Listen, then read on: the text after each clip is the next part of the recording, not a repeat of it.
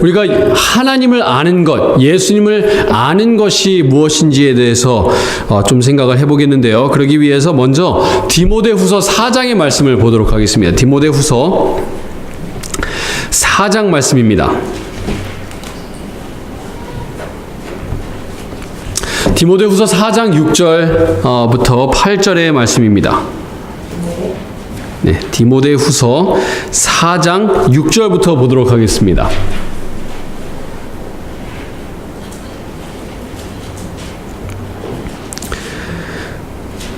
사도 바울이 감옥에 갇힌 채로, 로마의 감옥에 갇힌 채로 그가 이렇게 디모데에게 편지하십니다. 전제와 같이 내가 벌써 부어지고 나의 떠날 시각이 가까웠도다. 나는 선한 싸움을 싸우고 나의 달려갈 길을 마치고 무엇을 지켰으니? 믿음을 지켰다라고 얘기하십니다. 어제 저녁에 저희가 사도 바울의 삶에 대해서 공부를 하면서 사도 바울이 어떻게 잡혔는지를 저희가 생각을 해봤습니다. 이 이야기는 그 이후에 사도 바울이 로마의 감옥에 갇힌 채로 디모데에게 편지하면서, 자, 내가 이제 갈 길을 다 갔다. 내가 내 여정 끝에 이제 거의 다 도달했고 피니시 라인에 이제 통과하기가 이제 얼마 남지 않았다라고 얘기하고 있습니다.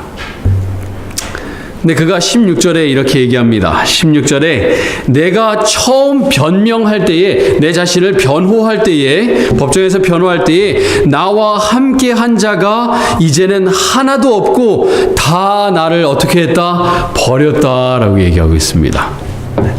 어제 저녁에도 공부했습니다만 사도 바울은 정말 외로운 사람이었어요. 하나님을 위해서, 교회를 위해서 자기가 가진 모든 것을 헌신한 사람이었지만, 정말 예수님을 믿지 않는 유대인들이 자기를 핍박하는 건 이해할 수 있었지만 자기가 정말 사랑하던 교회마저도 사도 바울에게 등을 돌려버렸습니다. 그런 와중에 사도 바울은 말하기를 나는 끝까지 내 믿음을 지킨다라고 얘기하고 있어요. 이 디모데후서 1장에는 사도 바울이 이렇게 얘기하고 있습니다. 이제 인생의 끝에 다다른 사도 바울은 디모데후서 1장 12절에 왜 그가 믿음을 지킬 수 있었는지, 정말 모든 핍박과 환난과 고난과 다른 그리스도인들의 배신 속에서도 왜 믿음을 지킬 수 있었는지 그는 이렇게 표현하고 있습니다. 디모데후서 1장 12절 말씀입니다. 디모데후서 1장 12절 그가 이렇게 말씀하십니다.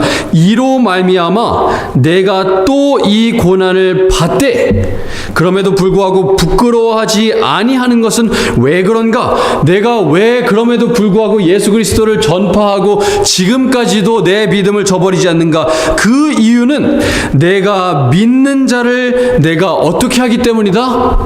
알기 때문이다 라고 얘기하고 있습니다. 내가 믿는 자를 내가 안다라고 표현을 하고 있어요. 여러분, 이 교회의 선지자셨던 엘렌 G 화이트 여사도 돌아가시기 전에 마지막 유언이 이 말씀이었어요. 내가 믿는 자를 내가 안다. 믿는 자를 안다. 여러분, 사도 바울은 죽으면서 자기가 믿음을 끝까지 지킬 수 있었던 이유는 내가 예수님을 알기 때문이다, 내가 하나님을 알기 때문이다 라고 얘기를 했는데요. 여러분도 자신 있게 나는 하나님을 안다, 나는 예수님을 안다 라고 얘기하실 수 있습니까? 자, 다 같이 요한복음 말씀을 보겠습니다. 신약성경 네 번째 책 마태, 마가, 누가, 요한복음, 사도행전 바로 앞에 있습니다. 요한복음 8장 말씀을 보겠습니다. 오늘 이 시간은 저희는 예수님을 아는 것이 무엇인지, 그리고 어떻게 예수님을 알 수 있는지에 대해서 생각을 해보고자 합니다. 요한복음 8장 19절 말씀을 보겠습니다.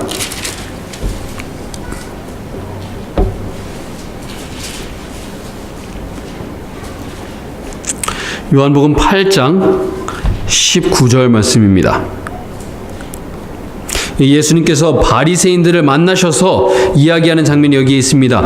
이에 그들이 묻되 너의 아버지가 어디 있느냐? 예수님한테 묻습니다. 너 아버지가 어디 있니? 이것은 예수님을 조롱하는 듯이 물었습니다. 왜냐하면은 그 당시에 이 유대인들은 예수님의 출신지가 어디인지 알았으며 예수님께서 어떻게 태어나셨는지에 대한 소문을 들었어요. 어떻게 태어나셔서 예수님께서 처녀에게서 태어났습니다. 물론 그것을 믿는 사람들도 있었지만 그것을 믿지 않는 사람은 예수님의 어머니였던 마리아가 혼외 정사를 통해서 예수님을 가졌다라고 생각을 했을 거예요. 그래서 예수님에게 묻기를 너 아비가 어딨니? 너 아버지가 누구시니? 그렇게 물었을 때 예수님께서 대답하십니다. 예수께서 대답하시되 너희는 나를 알지 못하고 내 아버지도 어떻게 하는도다? 알지 못한다라고 말씀하셨습니다. 나를 알았더라면 내 아버지도 알았으리라. 52절에 또 예수님께서 말씀하십니다. 유대인들이 이르되 지금 내가 귀신 들린 줄을 아노라. 아브라함과 선지자들도 죽었거늘 내 말은 사람이 내 말을 지키면 영원히 죽음을 맛보지 아니하리라 하니. 제가 저를 잘못 읽은 것 같은데요. 45절부터 보겠습니다. 이 말씀하십니다. 내가 진리를 말함으로 너희가 나를 믿지 아니하는도다. 너희 중에 누가 나를 죄로 책잡겠느냐? 내가 진리를 말하는데도 어찌 나를 믿지 아니하느냐? 하나님께 속한 사람은 하나님의 말씀을 듣나니 너희가 듣지 아니한 것은 왜 그런가? 하나님께 속하지 아니하였기 때문에 그렇다라고 예수님께서 말씀하십니다. 55절 너희는 그를 알지 못하되 나는 아노니. 유대인들은 예수님의 말씀을 들었을 때, 바리새인들이 예수님의 말씀을 들었을 때 정말 황당하고 어이없기 그지없었습니다. 어떻게 이런 말도 안 되는 얘기를 할 수 있는가? 하나님을 이 세상에서 가장 잘 아는 사람들이 우리인데 어떻게 우리에게 하나님께 속하지 않았을 뿐만 아니고 하나님을 모른다고 얘기할 수 있는가? 정말 화가 났습니다. 우리는 하나님을 안다. 우리보다 하나님을 잘 아는 사람은 없다라고 얘기하면서 예수님에게 공분을 표현했습니다. 그 다음 장에 예수님께서 이렇게 말씀하십니다. 요한복음 9장 말씀입니다. 9장 39절입니다.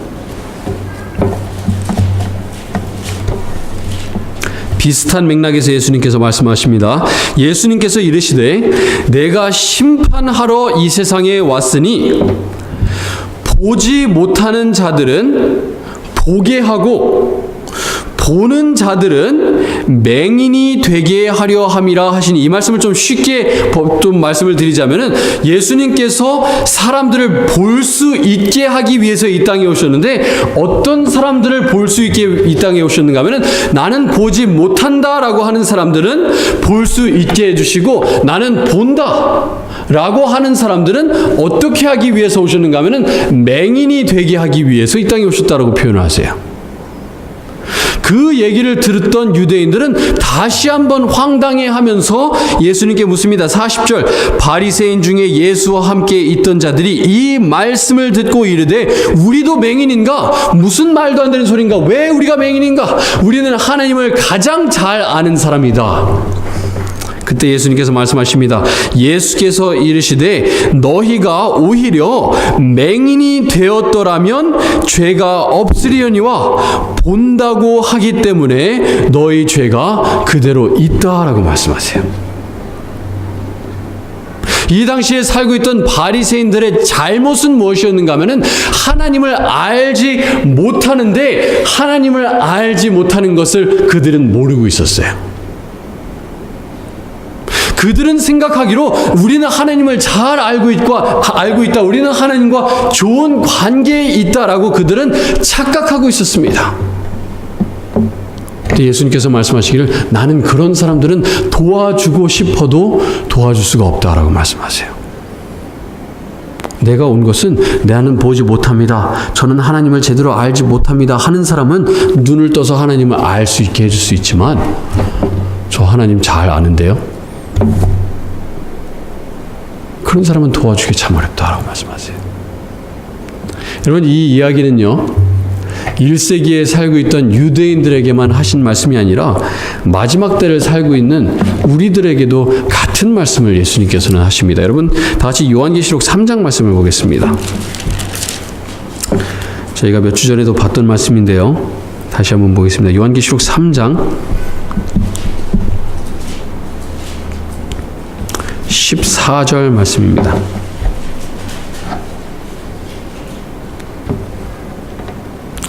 요한계시록 3장 14절 말씀입니다. 예수님께서 7교회에게 편지하라고 말씀하시면서 요한에게 시키신 내용인데요. 마지막 교회인 라오디게아, 우리가 살고 있는 시대를 대표하는 라오디게아 교회는 이렇게 말씀하셨습니다. 라오디게아 교회의 사자에게 편지하라. 네, 누가 쓰시는가?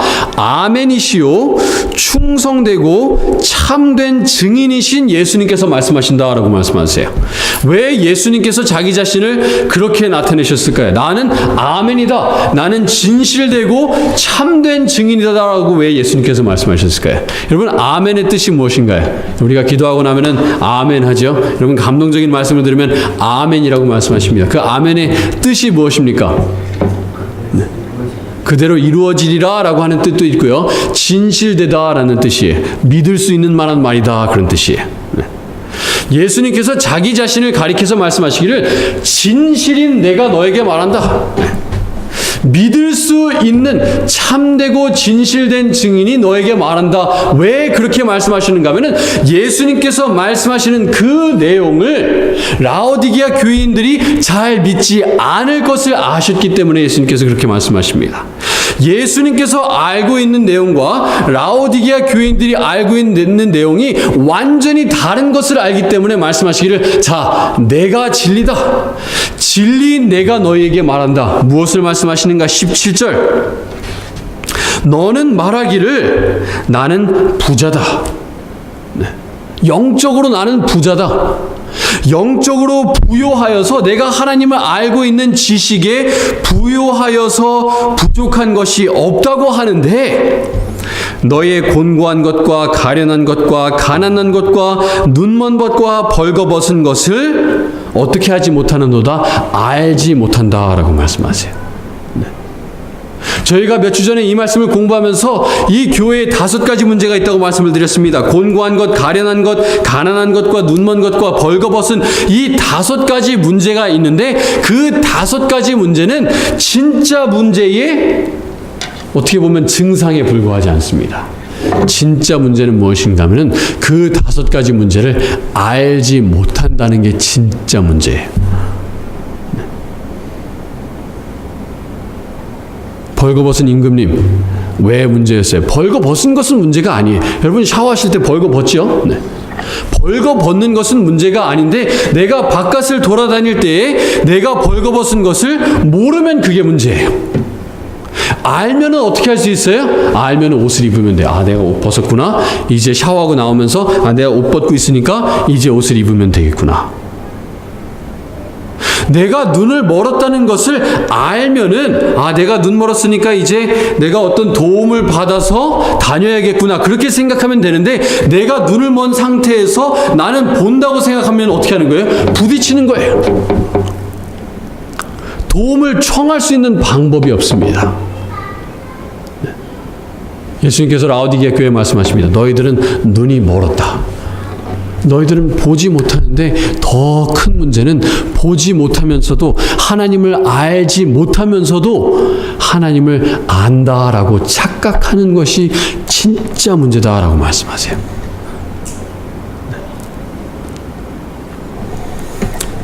그 보지 못하던 라오디게아 교회에 예수님께서 프리스크립션을 써주세요. 네. 어떻게 하면 나을 수 있는지를 써주시는데요. 저희가 첫 2가지는 저희가 몇 주 전에 살펴봤고요. 마지막 그 진단을 좀 보도록 하겠습니다. 마지막 프리스크립션은 무엇이었는가? 예수님께서 말씀하시기를, 안약을 사서 눈에 발라 보게 하라. 지금 너희들이 보지 못하는데 볼 수 있게 해주겠다. 어떻게 해라? 안약을 눈에 바르면은 볼 수 있다. 너희들이 하나님을 보지 못하는데, 너희가 진리를 보지 못하는데, 지금까지 하나님을 알지 못하는데, 하나님을 알기 위해서는 어떻게 해야 된다? 너희가 안약을 발라야만 하나님을 볼 수 있고 하나님을 알 수 있다라고 얘기하고 있습니다. 그 안약은 무엇입니까? 에베소서 말씀을 보시면은 그 안약이 무엇인지가 나옵니다. 어떻게 하나님을 알 수 있는지 거기에 분명하게 답을 우리에게 주십니다. 에베소서 1장 17절 말씀을 보겠습니다.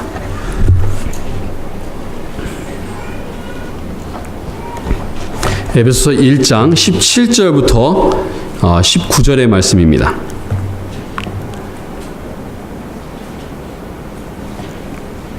여기 이렇게 말씀하십니다. 우리 주 예수 그리스도의 하나님 영광의 아버지께서 지혜와 계시의 영을 너희에게 주사 하나님을 어떻게 하게 해주시겠다? 알게 해주시겠다라고 말씀하셨어요. 그런데 어떻게 하나님을 알게 해주시겠다고 말씀하십니까? 그 방법이 무엇이었습니까?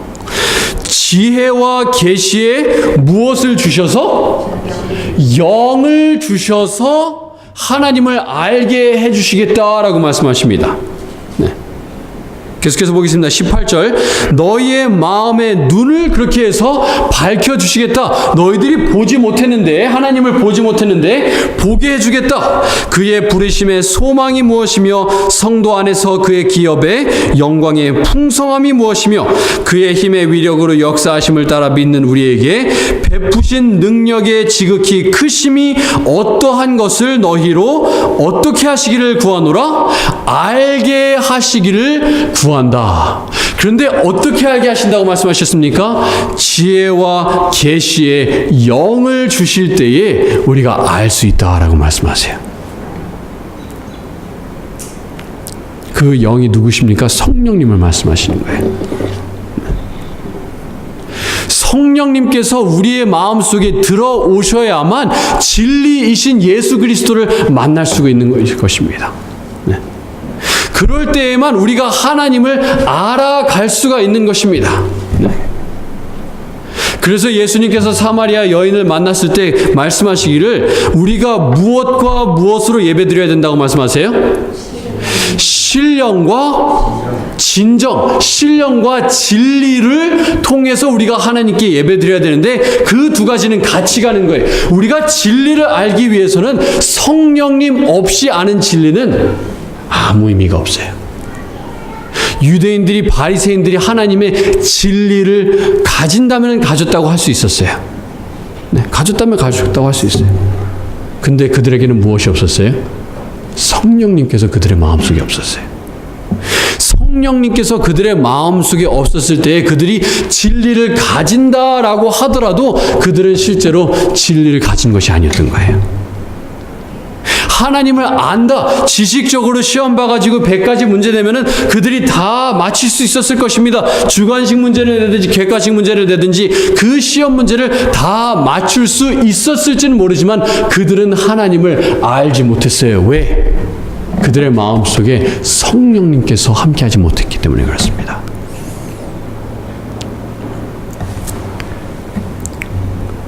여러분은 하나님을 아십니까? 모르십니까?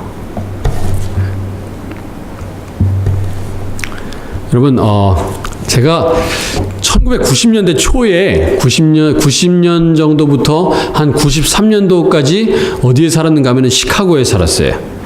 근데 이 90년부터 93년도는 어떤 해였는가 하면요,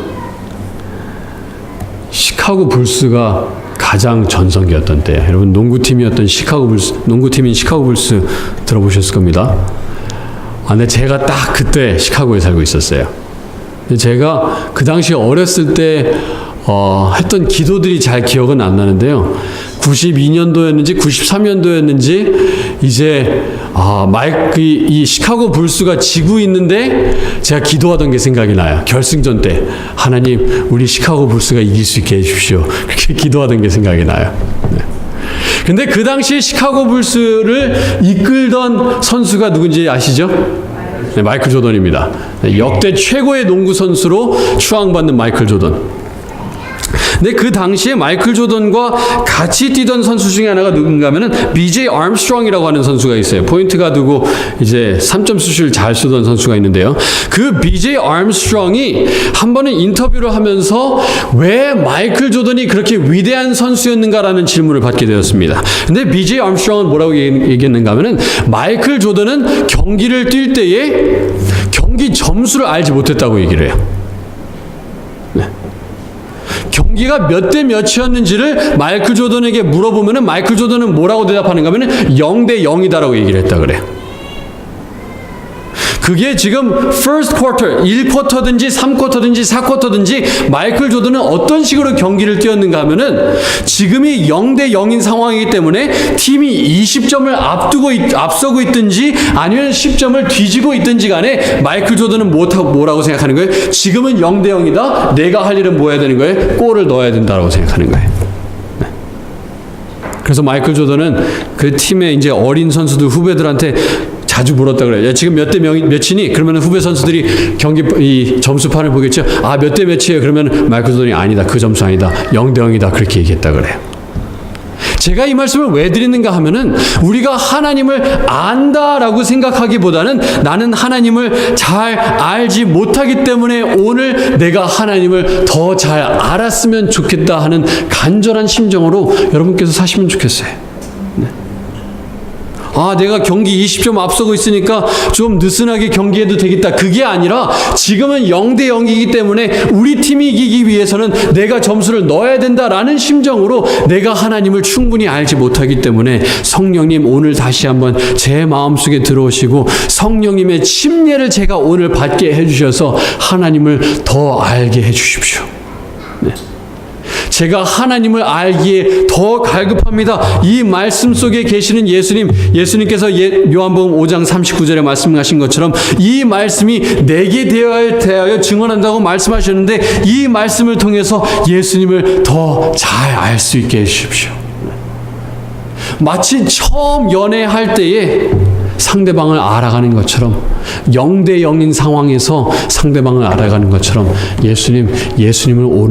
예수님을 전혀 모르는 상태에서 당신을 알아가는 것처럼 당신을 알아갈 수 있게 해주십시오. 그것이 우리의 간절한 소원이 되어야 됩니다.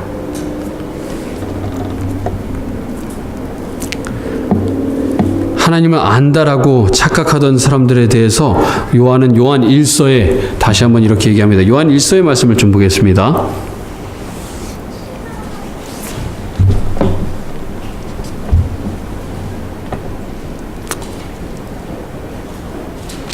요한 1서 2장 말씀입니다.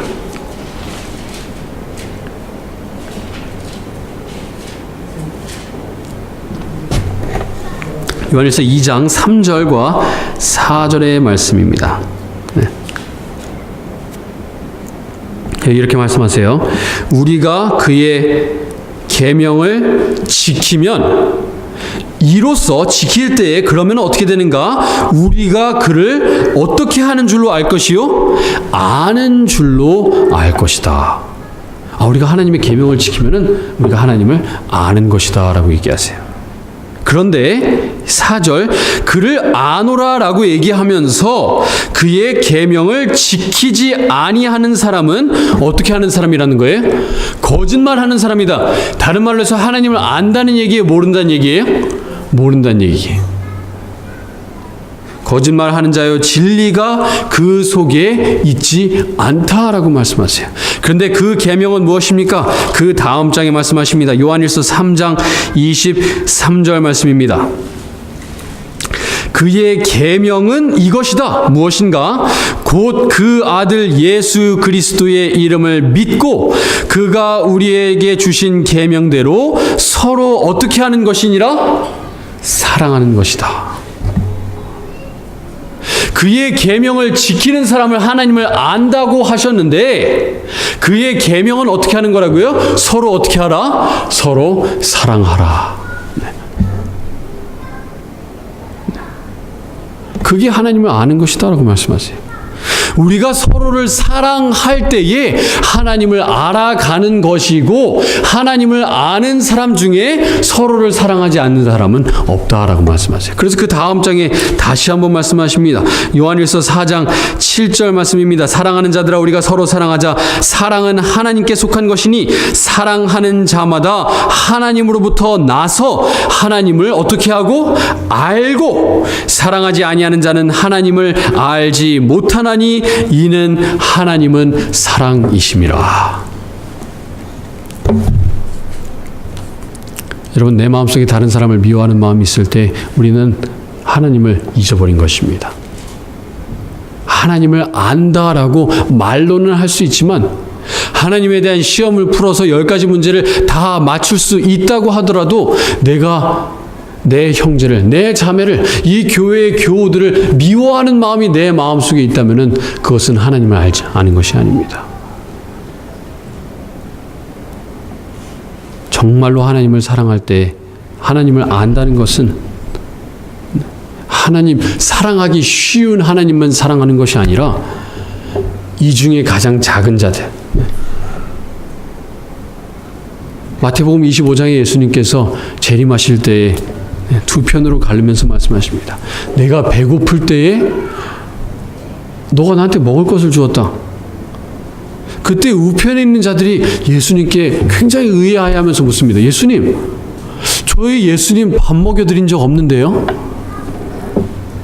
그때 예수님께서 말씀하세요. 아니다. 너가 그 길거리에 있는 배고픈 사람 먹였을 때 누구 먹인 거냐면은 나 먹인 거야. 여러분, 예수님께서 우리 집에 온다면 밥 안 주실 분이 누가 있겠습니까? 그런데 우리가 사랑한다는 것은, 하나님을 사랑한다는 것은 어떤 사람을 사랑할 때에 진정으로 하나님을 사랑하는 것인가 하면은 정말로 사랑하기 힘든 사람을 사랑할 때에 예수님께서 그걸 보면서 아, 너가 정말로 나 사랑하고 나를 아는구나. 내가 어떤 하나님인지 정말로 너가 나를 알아가는구나. 그렇게 말씀하세요.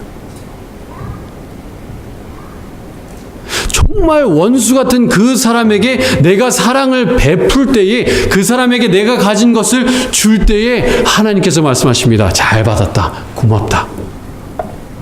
너가 내가 배고플 때에 나를 도와줬구나. 나를 사랑하기 힘들 그때에 내가 나를 사랑해 줬구나.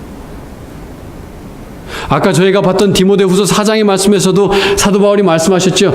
많은 사람들이 나를 버렸지만 더 나아가서 그가 말하기를 그들에게 탓을 돌리지 말라라고 얘기합니다. 그들을 미워하지 말라. 사도 바울은 그 교회가 자기에게 등을 돌렸음에도 불구하고 많은 그리스도인들이 그를 배신했음에도 불구하고 그들을 계속해서 어떻게 한 거예요? 계속해서 사랑한 거예요. 그러면서 그는 말하기를 내가 지금까지 믿음 지킬 수 있는 것, 하나님을 지금도 내가 알아가고 있기 때문에, 내가 하나님을 알기 때문에, 그 하나님을 알고 알다 보니까 그 하나님 참 너무 좋은 하나님이시더라. 마지막으로 빌립보서 말씀을 보겠습니다. 빌립보서 3장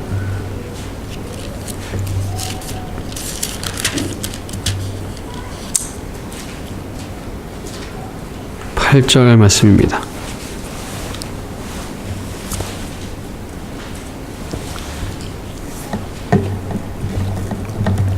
빌립보서 3장 8절 말씀입니다. 사도 바울이 이렇게 말씀하십니다. 또한 모든 것을 나는 해로 여긴다라고 말씀하세요. 해로운 것으로 생각한다. 모든 것을. 지금까지 그 앞에 자기가 열거한 모든 것, 자기가 이 세상에서 잘 나가던 것, 자기가 가말리엘의 밑에서 공부하던 것, 자기가 바리새파의 사람이었던 것, 자기가 사내들인의 회원이었던 그 모든 것을 자기는 해로운 것으로 여긴다. 왜요? 무엇에 비해서 내 주 그리스도 예수를 아는 지식이 가장 고상하기 때문이다 라고 말씀하세요. 예수님을 아는 지식에 비하면 이 세상의 모든 것은 해로운 것이다 라고 말씀하세요. 그만큼 어떻다는 거예요? 예수 그리스도를 아는 지식보다 더 좋은 것은 없다는 거예요. 주 예수보다 더 귀한 것은 없네. 세상 즐거움 다 버리고 세상 자랑 다 버렸네. 주 예수보다 더 귀한 것은 없네. 예수님을 알아가다 보니까 사도 바울이 너무너무 좋은 거예요. 그 좋은 예수님에 대한 지식 전파하다 보니까 어떻게 돼요? 막 채찍으로 막 서로 나업대 맞는 거예요. 그리고 나서 어디 가요? 감옥 가서 하나님, 너무 좋으신 하나님 하면서 하나님 막 찬양합니다. 자기가 믿었던 사람들이 자기에게 등을 돌립니다. 심지어 예수의 형제였던 야고보까지도 교회의 체면을 위해서 바울에게 시키지 말아야 될 것을 막 시킵니다. 그럼에도 불구하고 믿음을 지키면서 하나님 아는 지식이 너무나 좋습니다. 정말 사도 바울에게 있어서는 이 히브리서 11장에 나와 있는 믿음의 선조들에게 있어서 하나님을 아는 지식은 너무나 달콤한 것이었습니다. 사랑하는 성도 여러분, 날마다 하나님을 더 깊이 알아가시길 바랍니다. 여러분, 말씀을 통해서, 그리고 사랑하기 힘든 사람을 사랑하시는 그런 시간들을 통해서, 그리고 기도를 통해서 하나님을 직접 만나시는 경험을 통해서 하나님을 날마다 알아가시길 바랍니다. 마치 오늘 하나님을 처음 만나는 것처럼. 여러분, 일곱 교회에 편지하면서 예수님께서 첫 교회였던 에베소에게 뭐라고 말씀하십니까? 첫 사랑을 회복하라고 말씀하셨어요. 마치 예수님을 처음 만나는 그런 것처럼, 연애할 때의 첫 심정처럼 상대방을 알아가기를 원하는 것처럼 날마다 예수님을 깊이 알아가시길 바랍니다. 그래서 그 깊은, 그 고상한, 그 아름다운 지식으로 기뻐하면서 살아가시는 여러분과 제가 되길 바라면서 오늘 말씀을 줄이도록 하겠습니다.